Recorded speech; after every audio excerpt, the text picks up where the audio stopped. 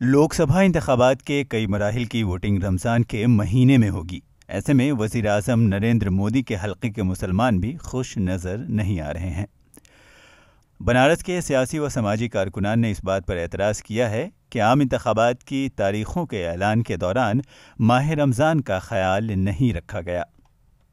वज़ीर आज़म नरेंद्र मोदी बनारस से रुकन पार्लियामेंट हैं, लेकिन आम लोगों की उन तक रसाई नहीं होने की बात सामने आ रही है। इलेक्शन की तारीख का जो ऐलान हुआ बनारस में, ये 19 मई को होगा। 19 मई का मतलब ये है कि रोज़ा रहेगा।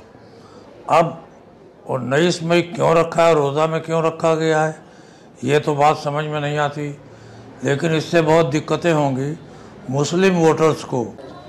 इसी बात का हमको बहुत दुख, हम लोगों को दुख है कि रमज़ान के मौके पर इलेक्शन कमिश्नर साहब ने उसका ऐलान किया और वो ये भी कहते हैं कि हमने त्योहारों का बहुत ख्याल किया, जबकि ये बिल्कुल सरासर गलत है। रमज़ान के मौके पर औरतें बहुत व्यस्त रहती हैं, रोज़ा रखना, नमाज़ पढ़ना और साथ में जो है इलेक्शन के पोलिंग बूथ तक जाना उनके लिए बहुत दुश्वार होगा। मोदी जी का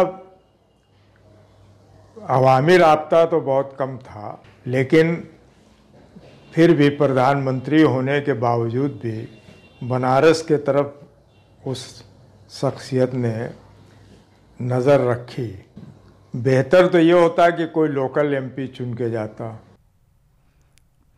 इलेक्शन कमीशन के जानिब से रमज़ान में इंतखाबात कराने के फैसले पर जमीयत उलमाए मध्य प्रदेश ने भी सवाल किया है और इस पर नजर सानी के लिए जोर दिया है।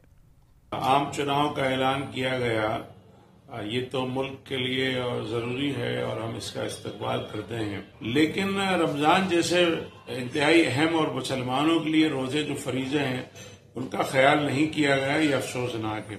हमारा हुकूमत से और मरकजी इलेक्शन कमीशन से मुतालबा है कि वो जो है तारीखों पर दोबारा गौर करे। सियासी व समाजी कारकुनान के मुताबिक माह रमज़ान में मुसलमानों की मसरूफियात बढ़ जाती हैं, जिसकी वजह से उनका वोटिंग फीसद कम हो सकता है। इस अंदेशे से इनकार नहीं किया जा सकता। Bureau report, ETV Bharat.